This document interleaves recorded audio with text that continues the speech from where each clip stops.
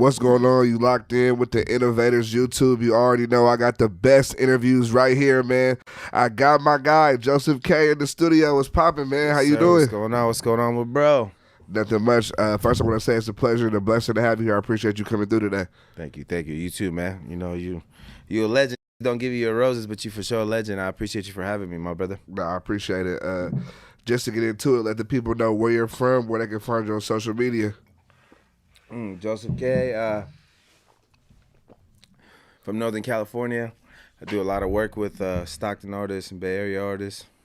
And on the Instagram, I'm Joseph K, 30%, 30%. And that's pretty my only social media. Yeah. Other than that, y'all could, kareaLLC@gmail.com. Y'all could always contact us and, contact us through the website, kareaLLC.com and all that. Yeah. Like, how did you grow up? Was your parents around? Like, what was that like for you? Yep, it's actually crazy. My mom and dad are still together. So I grew up, my mom and dad are pastors. Oh, and, for real? Yeah, both of them. And I grew up in Iran. So I was born in Iran. And then because they're pastors, we got kicked out of Iran. Yeah, it's kind of crazy. I'm like, wait, what? Yeah, right? Everybody says that. I'm like, wait, what? People that don't know me, right? That's like, people that don't know me, like, what the hell? You weren't born in America? So yeah, no, I was born in Iran, bro. And my mom and dad are pastors. So out there, I guess if you're born Christian, it's cool. But if you're not, if you're born Muslim and you convert to Christianity, it's a bad thing. It's against the law. Oh. So they put up, they put up at our house one day and gave us like 24 hours to leave. So Pops like sold everything and put everything.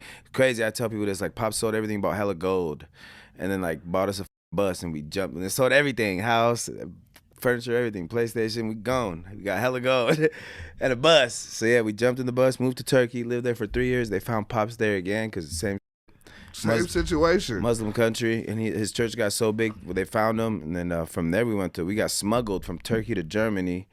We got caught on the border of Germany. They let us live there for a year before we got approved to move to America, the year 2000. Oh, snap. Yeah, so I was born in 89. From 89 to 95, I was in Iran. We got kicked out in 95, 96, moved to Turkey till about 2000. My bad, 1999. I was in Turkey and moved out here the year 2000. Yes, sir. Moved to San Jose. Been rocking since. Yes, sir. That's cold because we were supposed to stay in San Jose for like 3 months and moved to LA, and Pops just ended up just liking San Jose and the environment. So I ended up just, I was in San Jose for most of my life. Went to school in Sunnyvale area, the 408 area, and then when I was 25, moved in with Stalin in the 209, and once I moved out with him, started living with wifey in Stockton, and just been in the 209 since. Yeah. So that's where, How do you feel when people say San Jose ain't the Bay? I mean, cap. It's so funny because that's something me and my wife always talk about. She always get on me because she's from Hayward. She's like, we're the heart of the Bay. I'm like, what you mean? Like, you go to Alviso, that's San Jose, that's 408. You go to Alviso, we got the water touching Alviso. Like, what you mean? It's touching the Bay. But if you really think about it, we are, but we're really Silicon Valley. You know what I mean? Like, we are the Bay. It's the Southern Bay. Yeah. But since y'all want to make it a thing, we're really the Silicon Valley, to keep it real. But yeah, we touch the water. I hate that argument. My wife be always getting on me. And y'all ain't from the Bay. Y'all from, what you mean? Alviso. That should be funny, but yeah. Terrible. People always say that too. Yeah, I've heard that a lot. I've heard both sides. What do you think? I think it is because it's touching the water, but the only problem is if you in like Richmond or like Oakland, like no, that's the Bay. It's a good like 30, you feel me, 40. From Frisco, it's an hour. Exactly. That's why people try to like throw shade on it. But then again, if you think about it, East Palo Alto and Palo Alto are the Bay. That's still far. That shit 5 minutes away from San Jose. Oh, it's close. I thought it'd be like for the town. From you guys, from you guys, yeah. But still, I don't know why. That's I weird, thought people. But really, the Bay, really, if you keep it real, it's people think it's from Frisco to Oakland. That's what they think of the Bay. But the Bay is bigger than that for sure. Yeah, we got Richmond, Vallejo. We got fucking the other side of the water. You know what I mean? Do you think Fairfield is the Bay? I don't know. I gotta look at this. If you're asking me, I gotta look at this shit. But if you're asking me, like from the culture, yeah, I think so. Yeah. What you talking about, like from a culture perspective, you gotta throw Fairfield, fucking 707. That's where Federation from? Exactly, yeah. Nigga, that's fake game. That's the bet to me. But I mean, is it touching the water? I don't know. Is it? I don't know, but you feel me? Off the Federation alone, you feel me? Fairfield got had his Shout out Fed Gang, Rick Rock, all that. Yeah. Y'all niggas is the bag for sure. Which that was one of my favorite eras, bro. These drives, like when I was coming out here, I'd be on that shit. Yeah. Federation and 40 and Short. How you feel about like that era, like the Hyphy era? I loved it. I mean, I grew up in it. I fucking loved it, bro. I be trying to play that shit around my young life sometimes, bro. And you know, I got a lot of young people that come to me because, you know, I do a lot of like artist molding and whatnot. So they young too, bro. And they dope. These niggas is 14, 15, 16. I be trying to game them up. I'll try to play this the Yay Area song, E40's Yay Area song from one of my young guys. Like, well, we don't play that shit. I'm like, bruh, this ain't even old like that. Like, what you mean? This is one of the best Rick Rock productions. Like, the sample he used, all that. So that was my favorite era, bro, of music. I think I love it now too, because I'm like just grateful that I'm a part of it. Like, I'm not one of those people that kind of got old and was like, oh, forget about it. Like, I try to keep myself relevant and went and found some. So I love it, but that was my favorite era of music, just working with 40 and Short when the Hyphy era was going, when Fab was really first booming and Stalin was first coming out. I was just an engineer back then, or a producer, you know, but that was my favorite era. That's where I came into. Yeah. And, you know, one of the first people I met was Jack at that point, and it's like, wow, this shit's dope to me, you know what I mean? So definitely grateful to be a part of it, but I think that was my favorite era of Northern California music. And one of my favorites. And, you know, you're super involved with a lot of the bubbling artists right now in Northern California. Like, what do you think about the era right now, especially like compared to back then, knowing like your history as far as the music, you know? Well, I think first of all, it's a lot different because we grew up in a generation where I be trying to even explain to them these days, like I said to my artists, like, bro, I would take like the first 3 months of the year and record and put the fucking album out, because the last 9 months was do tours, sell it out your trunk, and you know what I mean? Like, we didn't have social media. It wasn't fucking streaming. Niggas was selling that shit out the trunk. It was really hard to get, you know what I'm saying, money together to press up 5,000 CDs. So we was doing 1,000 CDs out the trunk, you know what I mean? Yeah. So it was a lot different. But right now, at the same time, I feel like a lot of garbage music comes out that gets popping, but at the same time, I feel like it's dope because there's dope-ass artists like Jaaybo that got a real story that deserve to be in the limelight, and you know what I mean, what he went through and his story and how dope he is. So I feel like it's dope. It's not, I don't like it as much as I used to, because I feel like it's really watered down. I mean, being able to go to the studio, getting a video shot was dope back in the days, homie. That shit was like, you got a video shoot? That's dope. Now it's like everybody's a cameraman. Yeah. Everybody got a fucking studio and some fucking preset Joseph K gave them. You know what I mean? That they throw that shit together and call himself a fucking engineer. Yeah. But then there's people like, I know you just did an interview with my boy JT. Like, I gave him my presets. That nigga bubbled. He made a name for himself off. You know what I mean? There's people like him. That's dope. Like, without this internet shit, I couldn't send this shit to him. So that's what I do like about this generation, how it's like, you know, the internet is, and how easy it is for me to collab with anybody, and how Jaaybo became such a fucking viral artist. Yeah. But it's dope. He deserves it. You know what I mean? That's what I do love about this generation. And of course, it's a blessing to be able to be a part of it. But, bro, we used to have it hard back in the days. But when you got there, the grind was harder back there. But when you got there, bro, and when you had a name for yourself back then, when your name started bubbling, it used to be like so much more of a core fan base, because motherfuckers was listening to a 3-minute song. Yeah. It wasn't an option to go fucking Spotify and have 5,000 artists at the finger of your tip. Yeah. You had 20 CDs. So motherfuckers was listening to your whole song on the fucking road trip from LA to the Bay, you know what I mean? Yeah. They're going through 20 CDs, you know what I mean? Their whole catalog. Yeah. Now it's like, bro, I fucking, like I said, this whole drive, I listened to over like 100 artists. Yeah. that is true. Mm-hmm. Do you think the streaming hurt the music industry, or you think it helped it? Both. Like I said, like, both, because like it's dope. It's so much, like, I could really drop a song and I got a list of emails that I've been emailing people for 10 years. Yeah. Every time I drop, you know, everybody on them emails gets my, you know what I mean, gets my songs, whatever the case may be, the promo. But like back in the days, it was out the trunk. It was hand in hand. You'd meet all your fans. So I think it did hurt it, but it didn't, because it gave us a new It gave us a new form of a hustle. It wasn't, you know what I mean? It gave us a new, kind of like a new rush. Like, man, it's something new. You know what I'm saying? We got to cook the dope different now. We can't keep doing the same process. You know what I mean? So it was dope. And then another thing I think it did is it showed who can adapt. A lot of people weren't able to adapt to this whole streaming shit, homie. Yeah. And they're still stuck on that fucking 15 songs, 3 verses shit. Like, it ain't that no more. My little homies are putting out fucking 15 bar songs, 15 bars. That's it. Song's a minute and a half. Slapping. 3 million views. Took it from an apartment to a house, that one song. You know what I mean? Like, but like, people are so stuck on that old school, nope, 3 verses and, I mean, bridge, hook, like, nah, bro, you got to be able to adapt. So I think it was dope that we were able to adapt to some, from, you know, CDs to streams. I think it's super dope. Yeah. But it kind of fucked up the game in some way. Like, we don't get, you know, like I said, it was hand in hand. You had to sell your CD. If you weren't with a fucking label, you had to be out your trunk at the gas station meeting all your fans hand in hand. Yeah. So that's the part that kind of did fuck up. You meet some of your fans like, oh, bro, I thought you was taller than in the pictures. Like, you know what I mean? That shit weird. But back in the day, it wasn't like that. You damn near meet all your fans. If it wasn't that, they'd only see you on shows, if not really on TV. Now it's just like they know everything about you. Yeah. They know how tall you are, damn near where you live. Straight up. That should be weird. Weird, bro. That should be real weird. I think that's what, you know, that type of shit, it really fucked up for us. It took our privacy away as artists. Sometimes I want some privacy.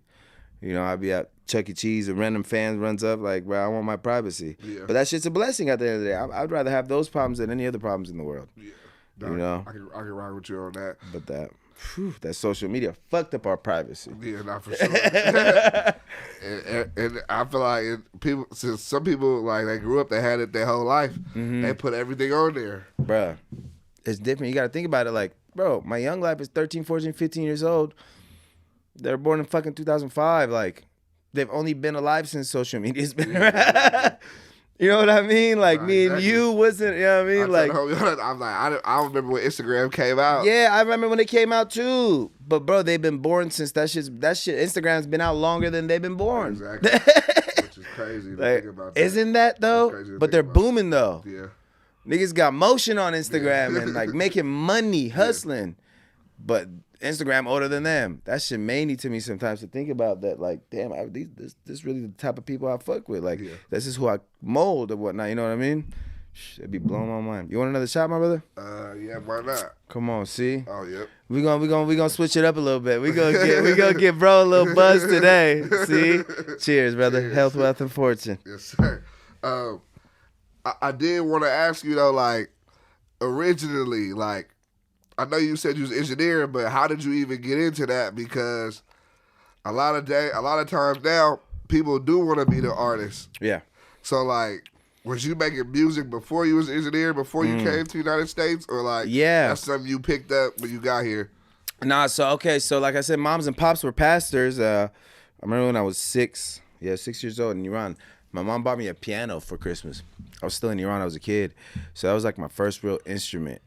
I was like 5 or 6. It was Christmas for sure though. She bought me a piano, and then when I was 8 in Turkey, she bought me a drum set. And all really beats are is melody and drums. Yeah. You know what I mean? So by the time I moved to America when I was 10, it was just like I had an Apple laptop. You know what I mean? And it was like GarageBand was on there. I was like, oh, I know this shit. Like, I know how to play the piano, and then I could like either record the drums on a microphone or I could make the loop. You know what I mean? And it really kind of just unfolded in itself. Just, you know, from pops and moms buying me, you know, the piano and the drums, me playing at church or whatnot. And by the time I moved here, it was just like, it was almost in my face. Like, I had a laptop, I had GarageBand, I knew how to play the piano, I knew how to fucking make a loop. And when I was like 11, you know, I started really just making beats every day. Every fucking day, 11, 12, I was making beats every day. And when I was, I think I was like 15, 16, I sold my first beat. It was dope. Yeah. Like, it was like cheap, $25, but it was dope. Yeah. I was fucking 16 years old. It just sold my first beat. By the time I was 17, I had my own studio and stopped going to school. You know what I mean? I was selling beats consistently, recording people. I think I was charging like $15 an hour, $25 a beat, $20 a beat or whatever. Yeah. But I had steady income at 16, 17. And like, I'm always grateful because if my mom and dad didn't give me that piano or the drum set or whatever, I don't know what I don't know what I would have done. You know, what I would have been. That shit really molded me into the person that I am. But it originally definitely started with the piano and the drums. Started putting everything together when I was about 11, 12.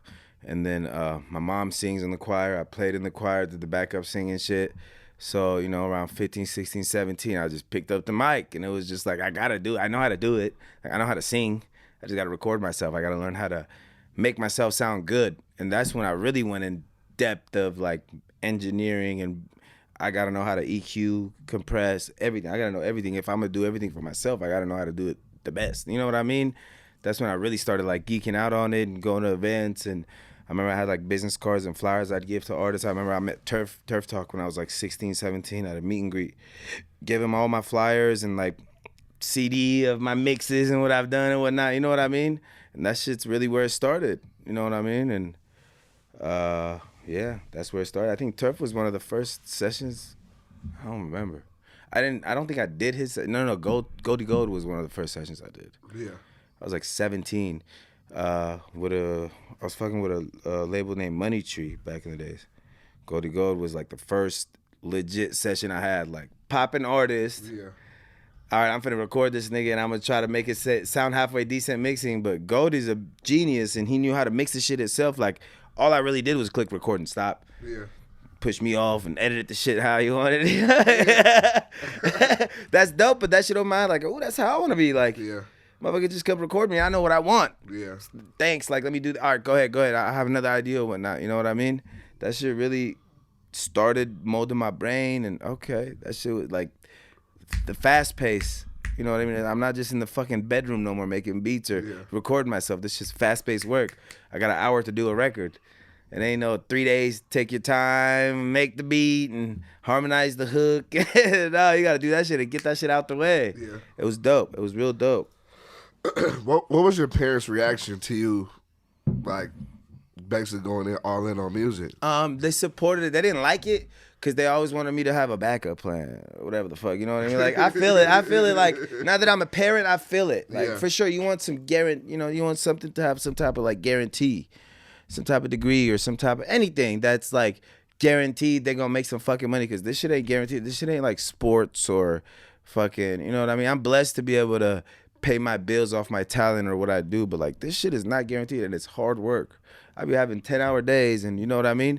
So they for sure wanted me to stay in school and go to college, whatever the fuck it is. I never went to college. I didn't even finish high school. Like I said, I dropped out and started my studio, but by the time I was 18 and they seen the progress and me doing shows and all right, he got his own fucking studio. What can we tell him? He's 18, he got his own studio with his own little money he fucking made. He went and leased a brand new fucking car. Like, what can you actually tell me at 18 if I have a brand new Honda Civic?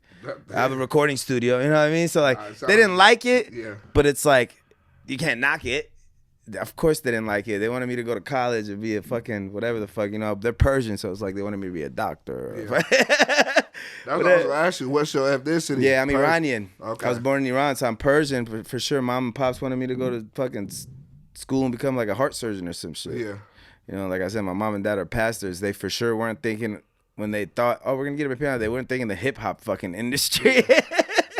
They think, okay, he going to be in the music industry and, you know, the Persian industry or, you know, jazz or fucking pop. No, I chose the... Nah, that is funny. They like it now, like, you know, they like it now. They don't like everything about it, but they like it. Yeah. You know, they come to my house and they see, like, you know what I mean? So I got a whole ass house. I got a whole family, got a whole artist, catalog, everything. So they see it now, but it was definitely tough. Yeah. It was not easy. I can rock with that for sure. Strict old school Persian parents too. Didn't speak no English when he came to America, so they didn't understand. Like, what the hell? He's fucking rapping in English on stage, and he didn't speak English 4 years ago. What was that process like for you? It was dope. It was dope. Like, it was dope to me, but it was hard. But like, you know, I started in like, I don't know what grade I was in, bro. I was 10 years old. What's that, like 4th grade, 5th grade, some shit. But they started me in like the first. I was in 4th grade, but I was with a group of kids that was like in 1st grade. Didn't speak English. It's called like ASL or something. You know what I mean? I was like, I for sure can't be in here. So I was at home on the dictionary. I was doing whatever I had to do to get at least so I could be able to get by for the first year. After that, you know, I was young and it was a little easier because I was younger, you know. And after like a year when I just learned like certain terms and shit, the shit was easy. You know, after the third year, I was making music and, you know, getting by, making beats. That shit helped a lot. Like me making beats and making music and recording helped a lot as far as the like the awkward culture shock. You know what I mean? I was more accepted. Like, he's the kid that makes beats. Oh, well, he don't speak English that good. That didn't make some bangers, though. He gonna record you and make you sound good. You know what I mean? So that shit kind of made me fit in. You know what I mean? That shit was a blessing. Yeah, it was a culture shock. I didn't know what the fuck Jordans was. I knew who Michael Jordan is. I didn't know what Jordans was. For real. I didn't know, you know what I mean? Like, I didn't know fucking Louis and, you know what I mean, Gucci and all that shit. I didn't know that shit. I had to learn that shit. Did you ever at any point have to deal with people like trying to bully you? Or For sure. Yeah. I mean, you got to understand another thing, bro. I was the fucking kid that barely spoke English, was hella fob, you know, they call it fob. But he hanged out with all the thugs. All the thugs loved him. Yeah. Because I brought something to the fucking table. Yeah. So it was like everybody else was like, why are we not, you know what I'm saying? Whatever, the white kids, whatever. Why are we not accepting? Why y'all accepting this nigga? And he barely speak English. You know what I mean? His clothes are all weird. Y'all fuck with him? Like, yeah, but I think, once again, he makes slappers. He got it sounding good. He got, you know what I mean? And they hated that. That was mainly where all the bullying or the negativity came from. It was like, why y'all accepting him? Why him? What's so fucking special? To this day, like, that shit ain't ended. To this day, certain people will go tell my artists, like, why y'all fuck with Joe K? Like, come fuck with us. Ooh, we brothers. We supposed to stick together. Like, bro, y'all don't know Joe. Yeah. Joe done helped us in times of need. Like, you know what I mean? Besides what I bring to the table. But yeah, it's always been like that. It's still like that to this day, homie. To this day, like, you know what I'm saying? I'm sure you know how it is. Like, well, y'all fuck with woo-woo. You know what I'm saying? It's a lot of haters out there for you, for me, for everybody. I've had people call me personally and be like, so-and-so called me after I did the interview. You like, why you doing with Innovators?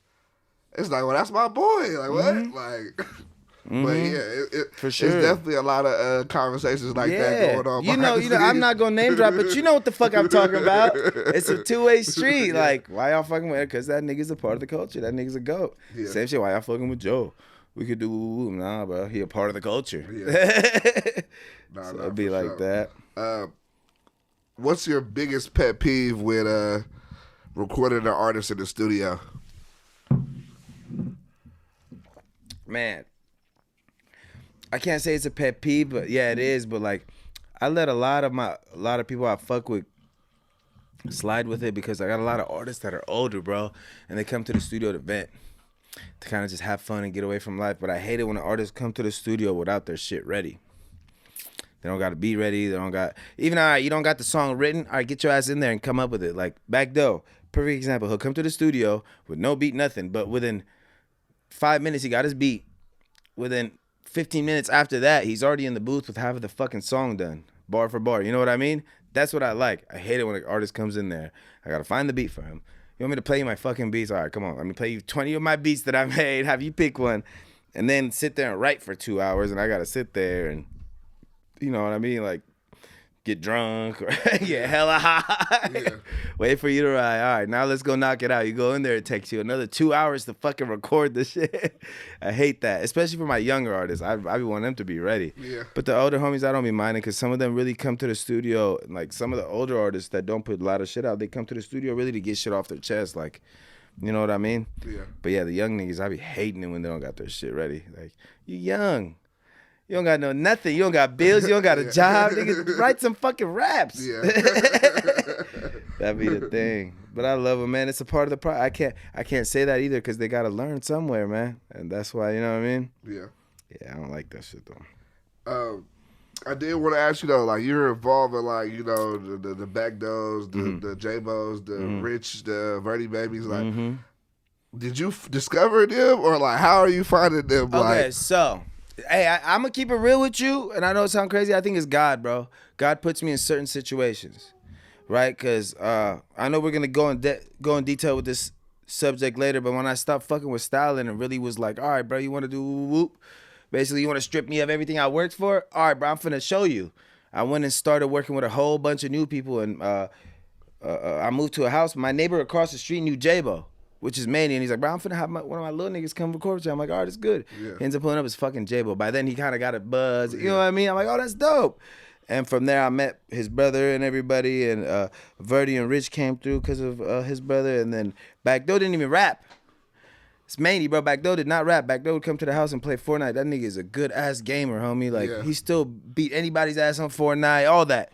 You know what I mean? So he just come for hours and be on the game. And then I remember Jaaybo went to jail, and his brother went to jail. Osama went to jail, and Osama called me like, bro, Bckdoe. You know what I mean? Me and bro in jail, like, fuck with bro. That's when me and him really. Before then, he had recorded one verse. I think he recorded a verse, and like the next day, Osama went to jail. Yeah. So he's like, bro, you know, fuck with bro. Woo, woo. Bckdoe came to my house like the day after bro went to jail and just started rapping. We did like 4 songs, I think that did. 2, 3, 4 songs. Yeah. Came by the next day, started rapping. You know what I mean? Like he blew up, like blew the fuck up. Rookie of the Year type. Bruh. Like and he deserved it. Yeah. You know, it was always around him. Rap was around him. All his whole fucking family. Tootie raps, he raps. You know, Jaaybo raps, Osama raps. Everybody fucking raps around him. You know what I mean? And it's like, it was just a matter of time before he started rapping, and then he just had to have the right people in his fucking corner to tell him, bro, you're dope. Yeah. Go fucking do it. What you mean? Oh, okay, well, you don't like this, the next one will be better. Or let's fix whatever you don't like. It's probably only 2 bars. The rest of the song is dope. Yeah. You know what I mean? And, bro, the kid within like the 4th song, his confidence was through the roof. Like, I can do this. Let's go. The nigga was fucking freestyling, you know. He don't never write. The nigga was freestyling a fucking song in 15 minutes. Yeah. We was having 2-hour sessions and doing 5 songs. Like, real easy. Yeah. And that's the type of shit I do like. You know what I mean? So it's like, oh, I could do this. I could really do this. He dangerous. And it's like, I think the first 6 months we were up 150 songs. You know what I mean? And the rest is really history. But I can't, with Verde and Rich, I can't say I necessarily was there from day one. That had put out a couple songs before I came around. But with Verde and Rich, I was like, bro, y'all gotta like stop playing. You know what I mean? Take this shit serious. I think Rich, you know what's crazy is like Verde always had, Verde would always come around and, you know, get an hour or two, and I told her, it's like, what's the issue? Whoop, whoop. And he wouldn't tell me. I'm like, you know what, bro, you got a PS5. Let me just get your PS5. I'll give you some studio time. Fuck it. Yeah. Gave me his PS5. I gave him 10 hours. I think that same album, that 10 hours I gave him, he did the album, and that album, he put it out by itself, and that's the reason why Thizzler signed him. And then like 6 months later, he went to Reno and bought like 3 fucking PS5s from the bonus or whatever. I'm like, see, bro, like, you know what I mean? But Rich was really, it was that. Like, he gave me his PS5, thugged it out in the studio. I think with that 10 hours, he did like 20 songs, and you know what I mean? He sold some, whatever the case may be, and put out his Like Rich album. Like that's what he put out the Like Rich album. But Verde was always in and out the studio, getting a couple hours here and there. You know what I mean? It was just a matter of keeping them consistent in there. And then Verde's smart as fuck. He went in, the first time I told him, I said, bro, you got a little bit of money now. You got a little 10 ball. Go spend a little band and get yourself a studio. Bro, within 2 weeks, he had his own fucking studio. Yeah. And like, you know, once you're at that position where, you know, you believe that what you're saying can make money, and then you got your studio to fucking record at 2 in the morning, oh, it's fucking over. Yeah. It's like, can't nothing stop you. All the way over. Do you believe that's something that every artist should have, their own studio? Mm-hmm. All right, brother. Now, let me tell you another reason why. I feel like I learned this because I did a lot of sales, bro. Like, I used to do car sales and, you know, furniture sales and this and that, you know, for a couple months. I would get back to the studio grind. But I learned one thing about sales, bro. And, of course, this is sales. At the end of the day, this shit is fucking sales. You're selling verses. You're selling your fucking image. All it is it's your image. You know what I mean? They go to the show to watch you and hear your music, you know what I mean? So you're selling yourself, really. And it's like, you can't sell yourself short, first of all. First and fucking foremost. Second of all, bro, when you sell something, you got to know everything about what you sell. That product, right? That product that you're selling, you got to know every fucking thing about. Because at any moment, you could be in the studio and not have knowledge on something, and motherfuckers going to treat you like less. You know what I mean? If you don't have knowledge on what EQ is or compression is, like, this nigga ain't no fucking real artist. He just got a couple thousand streams. Like, he don't know what EQ is. So it's like, it's something we have to know as artists, bro. Because Bckdoe's been in situations where he's been in other studios and they're like, oh, bro, you can't do this, this, and that. He'll go snatch the mic like, bro, you can. Look, this is how you do it. Or, you know what I mean? He'll do exactly what he's saying. It's like, and that comes from him having that knowledge of knowing how to record himself at my house. Knowing how to, you know what I mean, mute himself or at least wire the mic in or whatever the fuck the case may be. Yeah. So I feel like every artist needs to have that knowledge, bro. Even if you don't like it, you need to know how to do it. If not, you're going to go to a studio and like, niggas just gonna tell you they can't fucking mute you and you're gonna believe them. It's gonna make you look dumb. You know what I mean? So I feel like it's something everybody, and as soon as my artists learned that part of the process, it made them a lot sharper. They felt like they were unstoppable. And I told him, like, that's dope. I've always had that mindset. You need to have the mindset with this shit is like, you could drop me off right now in Africa with nothing but the clothes on my back and a microphone and a laptop. And I promise you, within 30 days, I'll be back at my house with $10,000. You know what I mean? And once you have that mindset, oh, it's over. You're lethal. Yeah.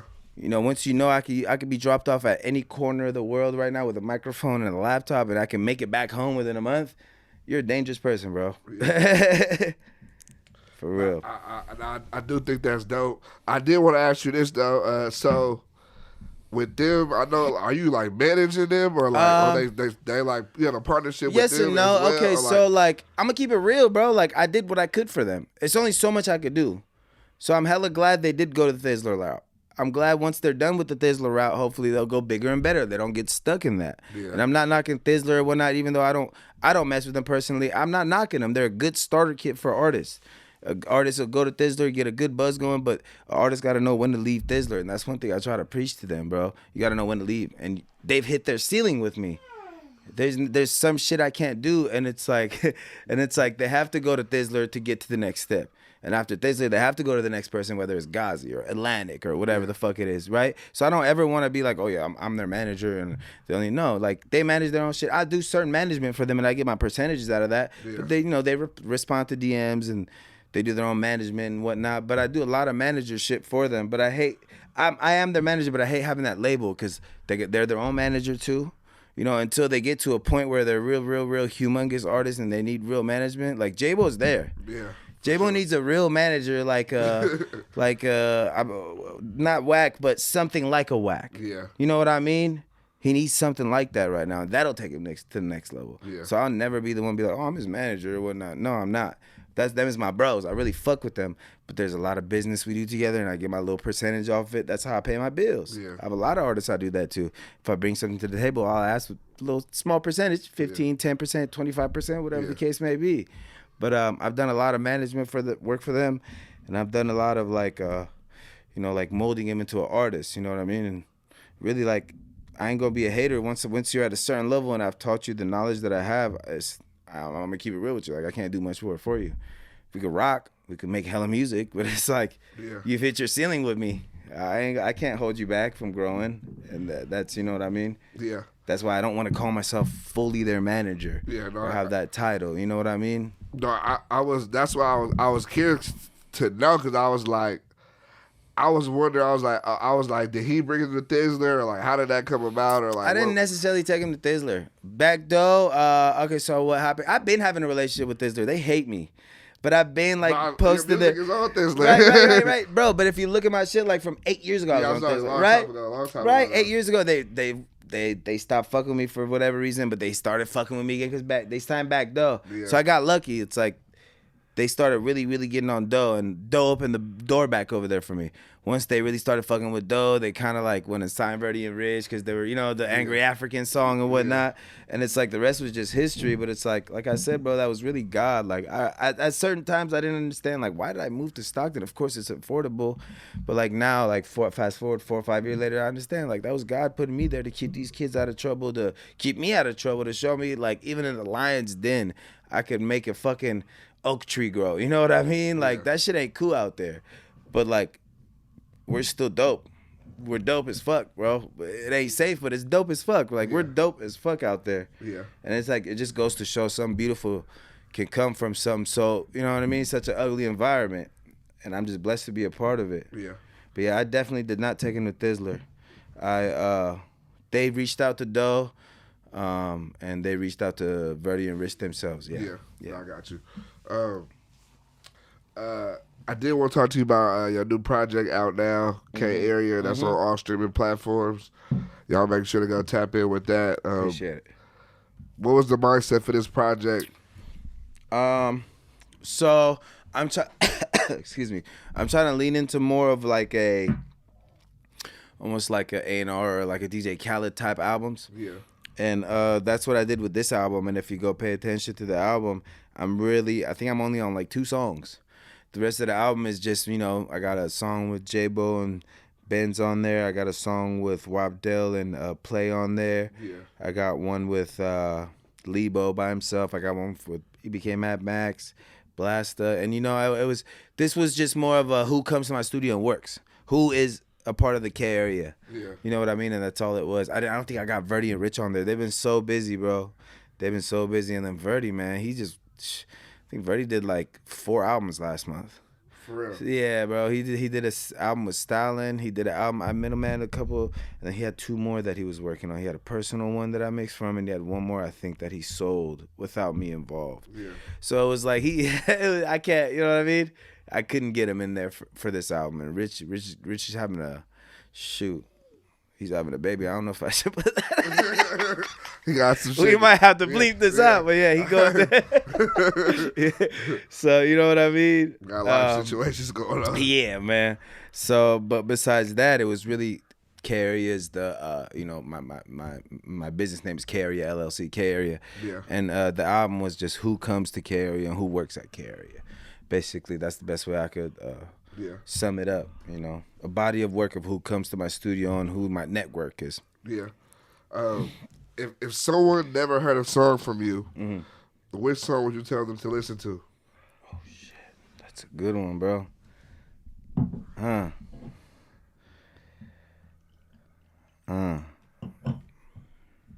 Damn. All right, I'm gonna keep it real with you. If you want to hear some shit, if you want to hear my R&B shit, I got a song with my boy Jay Stu last Sunday. But if y'all want to hear my body of work, go listen to Free the Home Team with Jaaybo. That's one of my best songs, biggest songs right now. Yeah. I got a song with Snoop. I definitely, if I'm trying to get to someone's house, go listen to my song with Snoop Dogg. That's how I catch their attention. But I think my song last Sunday is one of my personal favorite songs that I've done. That's what I would tell people to listen to.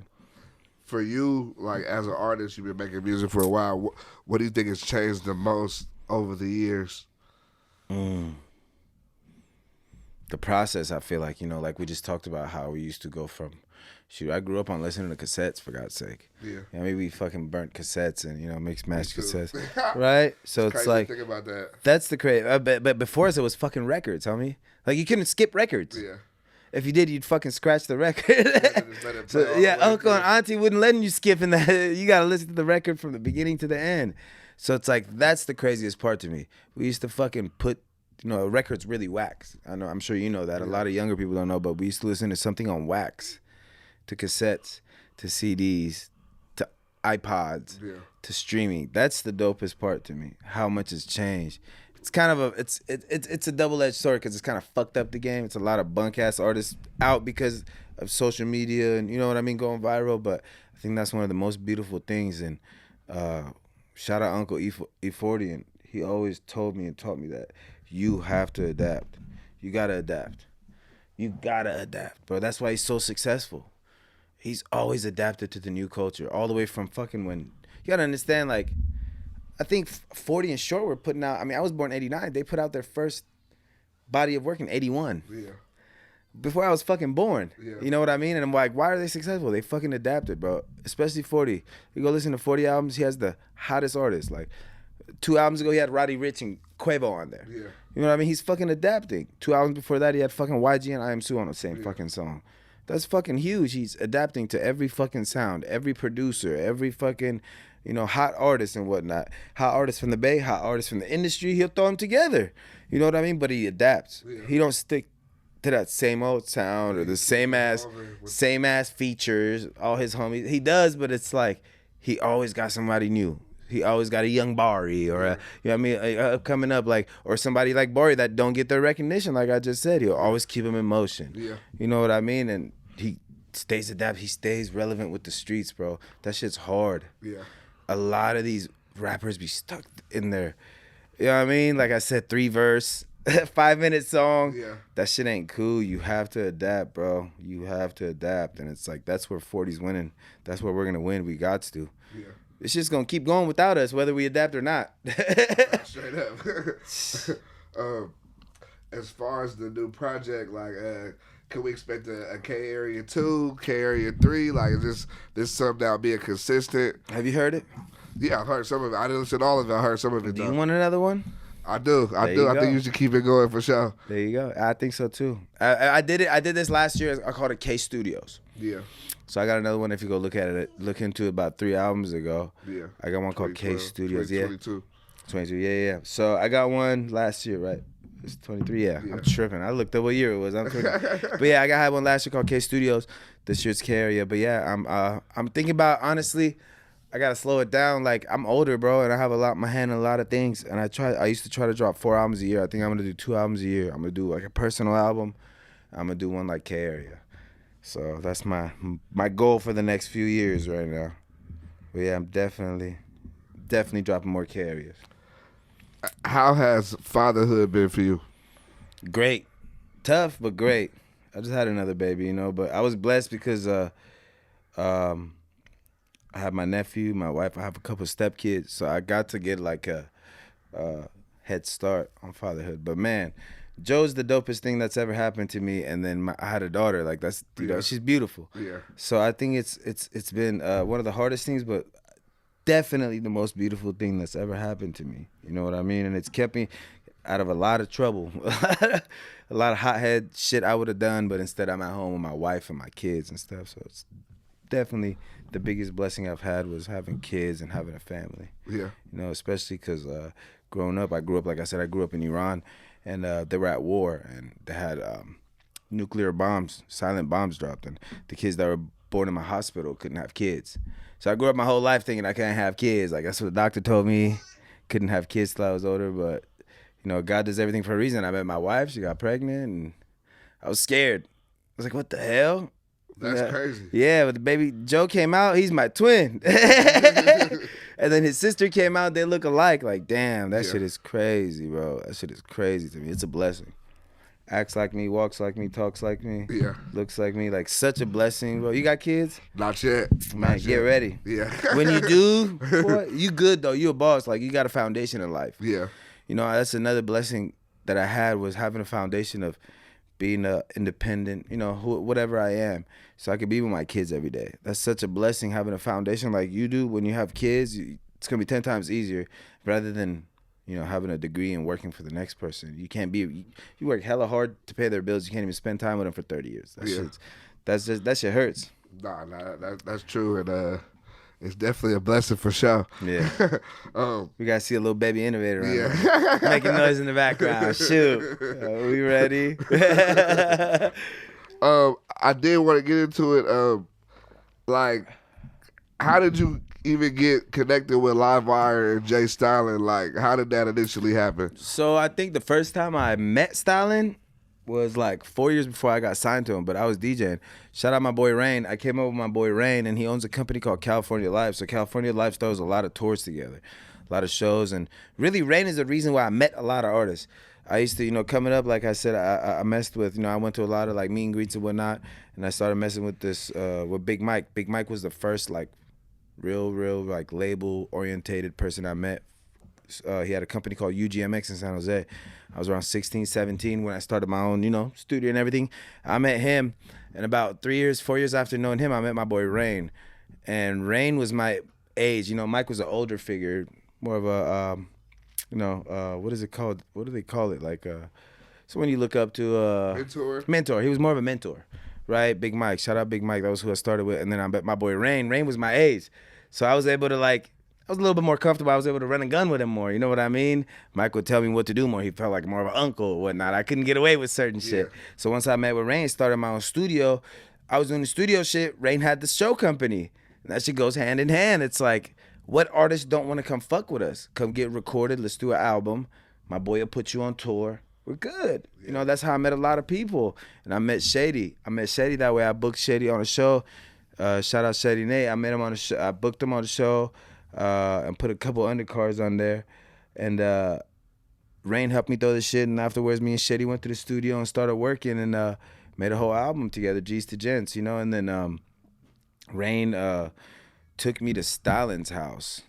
I had DJ'd for him at like 3 or 4 shows. So he kind of knew who I was, but he didn't. I don't know if you ever met Stalin, but he kind of, what I mean? At certain time, depending on what mood he's in, is how he treats you. So, when I went to his house the first time, he wasn't in a good mood. Who the fuck is that? Woo, woo, woo. Yeah, so, I got to know him, and he actually saw me work in person. Like, oh, this nigga work fast, and he's good. And then, like, I think the week after Rain took me there, he hit me up like, bro, come on, I'm finna sign you, come to the house. I went to his house and stayed there the week, and he's like, you go back home, like, get your shit, go back to your business with Rain, but, like, you come move in with me, bro, you could just work. And I think, like, a month after that, I moved in with him. I shut down my studio in San Jose. For real? Yeah, I mean, it was the best. Rain agreed. It was a good power move for us. At the moment, it was a good move. So I shut my whole business down, moved in with Stalin, and, yeah, the rest is history. But that's how it really, I met him a few years ago. Shady took me around him a couple times, but my boy Rain took me over there, and he saw how I worked, and he hit me up after Rain took me over there, and I worked with Shady. Shady had pulled up that night, too. So he seen how I worked with Rain and Shady. He called me, told me to come over the week after, and the rest was history. Okay, and so hearing that, when you feel me, y'all get connected. People, a lot of people are definitely trying to figure out like at what point did the disconnect between y'all happen? You feel me? Like, I mean, let me tell you something, bro. I love Stalin, and no disrespect to him, he don't want to see no artist around him be bigger than him. And if you pay attention, I'm not gonna name drop or name one artist. Everybody eventually leaves Stalin, and the niggas that leave him end up being hella big. The niggas that don't leave him, stay up under him, kind of stay mediocre because he controls what they do. He controlled everything I did. He wrote my songs, he picked my beats, he shot my videos, picked my fit, picked what girls in my video. I don't want girls in my video. I want my fucking wife in my video. That ain't going down. That's what you want. You can't be Livewire. What you talking about? You know what I mean? Like little shit like that. And you know what I mean? My last straw was I had a video shoot with Short, and it was a dope ass set. And once we saw the set and he seen everything, he did his video with Short there. And they went and made a little set in the corner of the room for me. And Short didn't even know the lyrics to my video and shit. You know what I mean? That was one of my last straws with him. And I ain't never told him that, but that's really it. That's the truth. And it's like, you can't do certain shit. You can't, I'm a fucking man at the end of the day, homie. And I'm fucking talented. I have, I believe I have a lot of talent. And you're just a fucking rapper. You don't make beats, you don't engineer, you know what I mean? You a boss, but you're just a fucking rapper. You know what I mean? And at the end of the day, you want to be the main attraction. You don't want, niggas to do better than you. And that shit really steered me wrong. And that's like, I feel that what you're saying about Stalin is like what I definitely heard people say that about other bigger rappers, artists in the Bay, of like why certain rappers don't want to be under another rapper because with whatever reason. It's really always is like it really like a common denominator is people do feel like they don't want them to be bigger than them. Yeah, but bro, you can't be like that. And I'm not gonna say I'm better than Stalin or anything, but have you ever heard me slander? Bckdoe's way bigger of an artist than me, bro. Bckdoe started rapping, how long ago, babe? 3 years ago? The nigga started rapping 3 years ago. He has 10 times more streams than me. I've been making music for 15 fucking years, bro. But guess what? When I met Bckdoe and I was fucking with Stalin, I was fucking with Snoop and everybody, I only had 20 million streams at the time. In the past 3 years, I've had 100 million streams. Yeah. You understand what I mean? Yeah. So it's like that shit opened my fucking eyes, homie. Like, whoa, these young niggas has really got real authentic numbers. The streets love them. Jaaybo and Doe and all them. Like, Doe changed my fucking life, bro. I was depressed. Like, Stalin don't want to fuck with me, bro. This is all I wanted my whole life. Looked up to the nigga Doe changed my life without knowing it, bro. Like, God really threw him to me, and we raised it, you know what I'm saying? We grew together, bro. And like, whoa, you are big. Within 6 months, like you said, rookie of the year, like niggas is not fucking with him. He's best rapper, you know what I mean? Consistency, bars, image, funny. Yeah. You know what I mean? He's not too street. He's still hood, but he's not too hood. He's more entertainment. He fits in. Perfect. Yeah. He got dances, but don't fuck with him. He's the Bckdoe. He got the name for a reason. Yeah. Don't fuck with that. You know what I mean? Yeah. But good nigga though, big heart, and it's like that shit blew my mind. Damn, I did 20 million streams in the past 6 years with Stalin, and in 2 years I did 80 million with Doe. Who you really want me to fuck with, Innovators? Yeah. The nigga I did 6 years with and got 20 million, or the nigga I fucked with for 2 years and got 80 million? Definitely you want the most streams. That's how you get paid. Right, sure. And that's God. I feel like that was God to be like, one door closes and another opens. You got records with Snoop Dogg, Too Short, Stalin, everybody, and you only got 20 million streams. Yeah. You know what I mean? That shit blew my fucking brain, bro. You know what I mean? When that nigga was saying me and Joe got 100 million streams, he was not capping. Yeah. That shit's real, and that shit changed my life. I went from fucking, you know, like, I lived with Stalin, and I paid, I think, like 400 a month to, you know, I moved in with my wife. My rent was $1,000 to having a house. Yeah. Buying a house. Hella little shit. Having a 2005 car, 2008 car to 2023, 2022 paid off, pink slip. Yeah. You know what I mean? Like, not begging, you know what I mean? And that was God, really, bro. And that's another thing that opened my eyes. I was like, wow, I was getting hoed out. I should have had way more money with the amount of time I put in this. Yeah. You know what I mean? This little nigga's giving me all my flowers. This little nigga's helping me with everything. And he's fucking 18. Yeah. He ain't no dummy either. Yeah. He's been in the streets since he was 12, 13, bro. And he's helping me more than niggas that are superstars that have been popping Porsches and Lambos and big houses. This little nigga's helping me pay my fucking rent when I'm about to get evicted. Yeah. That shit blew my fucking brain, homie. That shit was crazy to me. Like, damn, who should I focus on? Fuck the, you know what I mean, this and that. Who should I focus on? That shit really, as a man, I had to really, like, choose what I'm going to do with my life. You know what I mean? And Yeah. that shit, a lot of people, including Stalin, did not like that. That's another reason why. It's funny to me, bro. It's hella funny to me because he just did an album with Verde. Like, I'm not mad at Verde. That's brother. But, you know what I mean? Like, he got his chicken. He got his shit, get your bag. But let me tell you something. Like, if you was this person and you was able to do what you say you was able to do, your artist would be popping. You wouldn't have to come get my artists and pay them to make a little extra money. Your number one artist is not even popping like Verde. You know what I mean? So that shit was a blessing for sure. Like, oh, did you get mad? No. You want me to be mad at my little nigga for checking a $10,000 check? Hell no. Can't be mad at that. Yeah. My young life is up. 19, 20 years old, living in a mansion. Up 50 bands, 60 bands. No, I'm not mad. When you up, you can't get mad. Like, I can't hate. I can't. Did it bother me? Yes. But am I going, I asked him, like, what the fuck? He's like, bro, you want me to not feed my son? No, you're right. What the fuck am I talking about? Yeah. You're right. You are right. Yeah. You wouldn't hate on me. Yeah. I know he wouldn't. You know what I mean? So it's like, no, I'm fucking grateful, but that just goes to show whose camp is really, really doing numbers. Yeah. If you got to come recruit my, you know what I mean? My artists that I, developed and brought up. Okay, so I did. When you owned the Livewire LLC, I'm curious to know how that took place. How did that happen? The nigga just didn't have his paperwork right. All right, so bro, when I lived at his house, I had an option to either get paid per album that I mixed and did whatever. I believe it was like $1,000 an album or whatever. Or I got 30% of each album that I did. It was about 40 albums. Yeah. Right? So once I started doing whatever, started fucking with whoever, he started taking a lot of my percentages away. You know what I mean? That's what I was saying, like getting stripped of what I worked for. I worked really hard for that shit, homie. Like, I gave up 2 years of my life.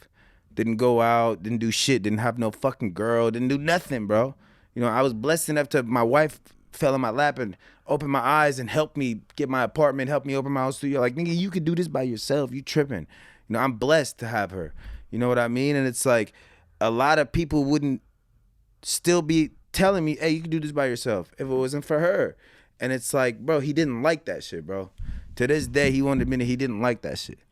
That I had someone come in my corner and open my eyes like, that's cool, but you hit your ceiling. Remember I was telling you? I tell my artists, like, you hit your ceiling with me, you better go fuck with Thizzler days. He would never tell me that. And he hated it, bro. So when I went and left and got stripped of everything and started my own shit again with all these new artists, he hated 10 times more. So he really took all my artists, my bad. He took all my percentages away. And it's like, I was just talking to my boy June, like, the fucked up part is you didn't know that he's able to do that.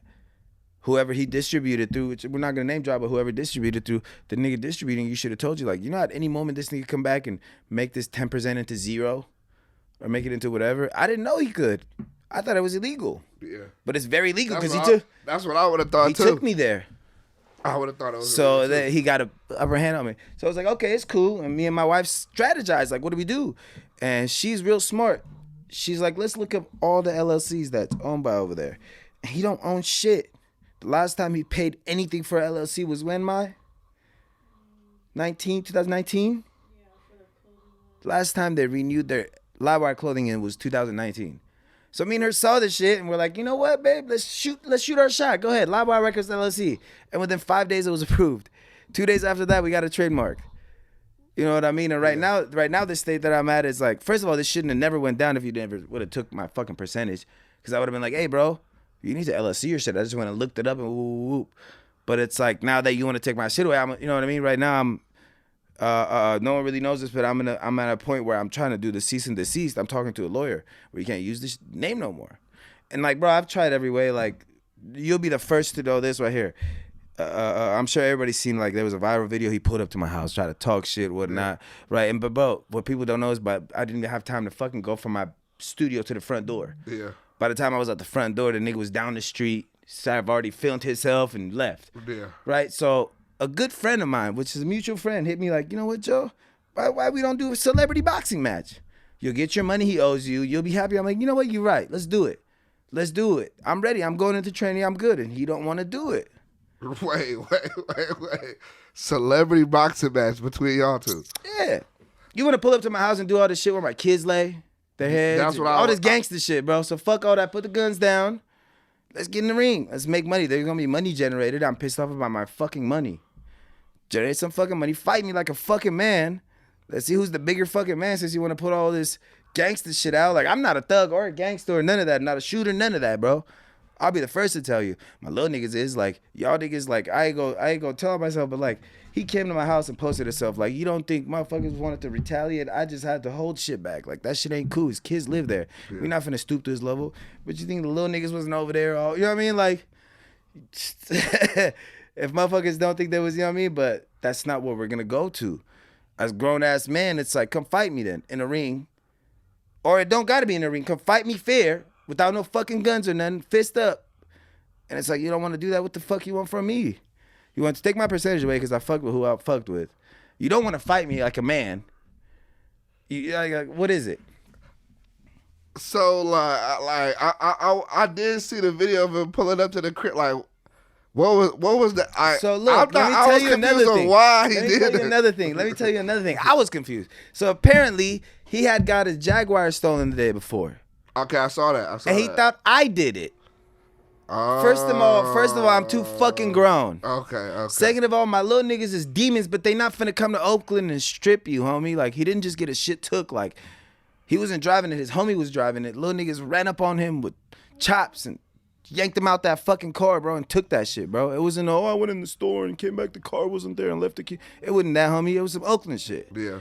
Right? First of all, bro, I would never have my little niggas crash out. Yeah. Not over that. My little niggas making money. Yeah. You got me twisted.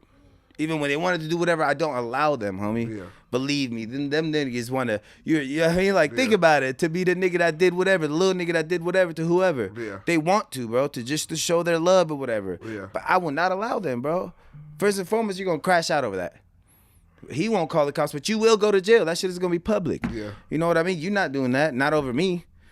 That's out. That's all the way out. That's not how I teach my young life.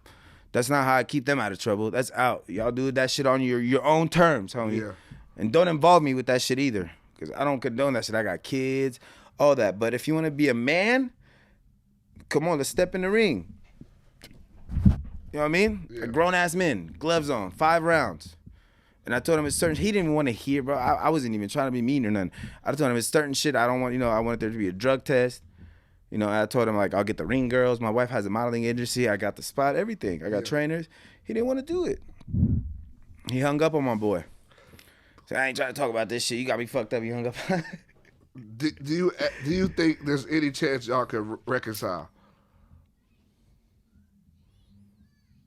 In your truest of opinions. No, he talked about my son, bro. That's fucked up. Even though I don't, bro, I've never spoke about his mother.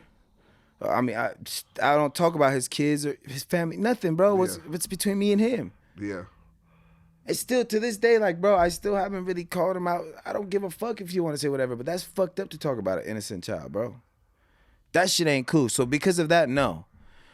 But, like, are we going to be in the same fucking room and everything's cool? I mean, if we do this fucking fight. Yeah. If we fucking handle it like men, Cause my little niggas is like, I don't know, bro. I'm not even gonna say too much, but it's like this shit is. I don't want this shit to get out, and it don't need to be no war. Yeah. Cause it's niggas that you really don't fuck with that got love for me too. That's begging me for your address, and I'm never gonna give it to them. Yeah. That love me, that you hate you. Yeah. That I'll never ever do that shit to, bro. Like that shit ain't cool. Cause them niggas is they're not Joe, they're not Square or whatever. Them niggas is gangsters. Them niggas is shooters or whatnot. You know what I mean? I would never ever ever do that. But it's like, bro, you know how easy it is to, you know what I mean? Like pulling up to somebody's house and acting like that. You just did it to me, so that's cool. I'm trying to fight you, but like, bro, you did that to one of the next niggas that I be around. That shit wouldn't have been the same, bro. Yeah. And it's like being who you are and at the stature you are, bro. You don't do that shit. You don't catch no other Bay Area legend or whatever doing little kid shit like that, bro. I haven't. Have you heard about anybody at his level pulling up and doing shit like that, bro? Nah, I was surprised. I'm not gonna lie. I was honestly, I didn't think it was real at first. To be honest, you thought he was trolling? I thought it was just like I honestly at first I didn't know what it was about. All I just seen was the video. You thought I stole his fucking car. I was like, nah. I was like, who house? I was like, bro, yeah, that's how everybody was. But then when people like thought about like, that's fucking Joe's house. Wait a minute. Yeah, bro, that shit blew my mind. Like I said, by the time I got from at the time my studio was in my basement. By the time I got from the fucking basement to the front door, this nigga was around the corner. It wasn't nothing like waiting out there or like, and it was like he's kind of lucky, bro, because I wasn't in the studio alone. I'm not gonna say nothing, but yeah. Nah, I got you. He was there with his fucking driver. He wasn't there with 50 fucking cars. Yeah. He was there with his fucking driver, homie, and it wouldn't have been nice, homie. Like it wouldn't have. I wouldn't have wanted it to happen that way. Yeah. I got cameras everywhere around my house. Yeah. If I don't tell, nigga, that's government. Like the government gonna go to your Xfinity shit. You know what I mean? They gonna figure that shit out some way somehow. Yeah. That shit would have been ugly, and I'm not trying to have no CPS on my fucking house. Yeah. That's out. You doing little kid shit. You motherfuckers will get their kids took for what you doing, bro. And it's like he's done little shit like this. When I lived with him, bro, he went to the fucking bar with his baby mama, and it's like some nigga got mouthy with him, and he hit the nigga over the head with a fucking glass cup. And he did hella community service. He went to jail for. I damn near on the internet. Okay. Right, and it's like, bro, you do this little shit, and it's like one of these times. I know you Jay Stalin, you got a little bit of lawyer money, this and that. One of these times, it's like God's not gonna have mercy on you. It's gonna be over. You're gonna meet the wrong judge, or you're gonna meet the wrong nigga, or you're gonna meet the wrong, you know what I'm saying? Like, it's a lot of shit I could say about you, but I don't. Like,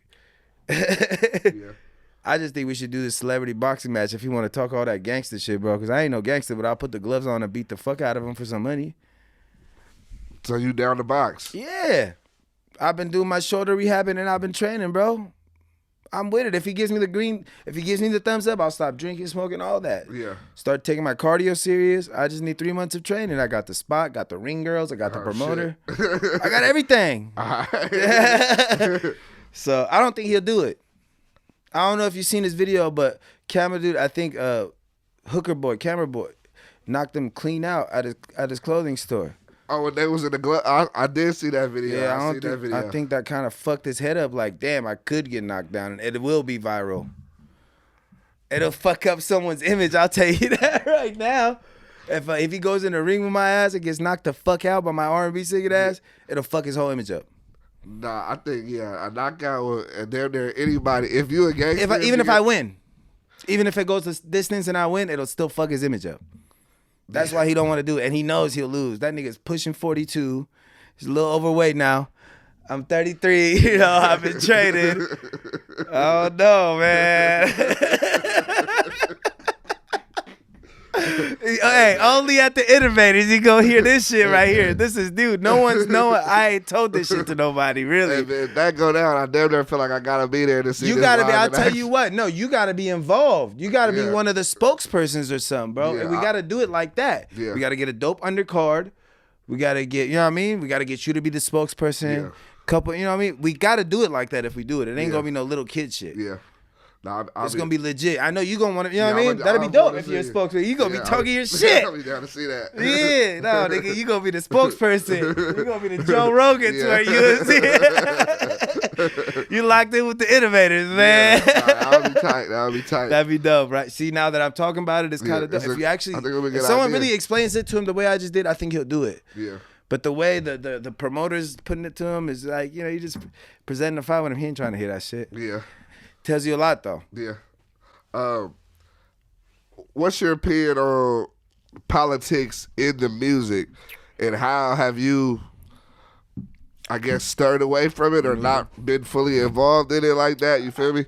I love it and hate it because a lot of this shit that my young life does is based around politics, the real life politicking at a young age. So I love it, but I hate it. We lose a lot of loved ones, and it's like I fuck with a lot of people that I stopped fucking with after I fucked with my young life and whatnot. I don't give a fuck. That's who I fuck with every day now. You know what I mean? But I love it and hate it. Once again, double-edged sword. It's like it's where they come from. These little niggas is real life politicking. Yeah. But like, I get a big advantage because I'm an engineer, but at the same time I don't, because I really surround myself with them. Like, I'm not just their engineer. Like I said, I tell, you know, like people think I am their manager or whatnot, or you know what I mean. And being somebody's manager, it's like you're helping them get money or whatnot. But at the end of the day, I don't politics, so it helps me stay out the way a little bit. But I don't like it. But at the end of the day, it's like motherfuckers done lost lives and fathers behind the shit that they're standing up for. So I can never ever knock that shit, bro. Yeah. Ever. Nah, I understand that. Is there anything you want to address else before we wrap this up? Anything you want to say? Nah, man. Just I appreciate you for having me. Let me drink my little water so I could, you know what I mean? I appreciate y'all, but fuck with K Area and K Models. Yeah. Shout out my family, Baby Joe, Maggie, and Maya K. Yeah. And shout out everybody that's independent, you know, pushing the line. Don't let these startup labels or artists that have labels stop y'all, man. On some real shit, y'all, everybody, especially in the Bay, y'all know we're the fucking independent culture. Like, we are the independent culture. It's like, motherfuckers need to always remember y'all can venture off. Y'all be just fine. It's like, you know, take a risk. I'm about to take a risk. I'm telling wifey we should move to L.A. Fuck it. I got another 5-6 years in me to really take this shit serious before I need to retire and, you know, save my money for that shit. So it's like... You consider retire at some point? Not never, ever fully, but like, man, when I'm 40, 45, I ain't trying to find new talent no more. I got you. I'm trying to have my young life or whoever be to the point where they're doing what I did and I could just eat off that. Yeah. Kind of like some Birdman shit. Birdman fucked with Wayne. Wayne found Drake. Drake found The Weeknd. You know what I mean? Birdman ain't out here finding artists no more. Yeah.